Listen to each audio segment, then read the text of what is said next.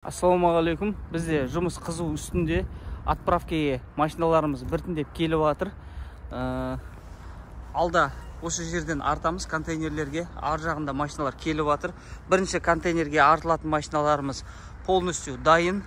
Lexus ES350 15 жылғы. Так, 7 миллион теңге Алматы. Audi A6 объемы 3 литр бұның. Алматы 5 миллион 84 мың теңге болды. Екінші Грендауэр көлігі, бұл под ключ 8 миллион 200 мың теңгеге түсіп жатыр. И Аванта новый рестайлинг 24 жылғы, бұл 12 миллион теңгеге под ключ түсіп жатыр. Алдағы уақытта осы машиналарды контейнерге бірінші артатын боламыз.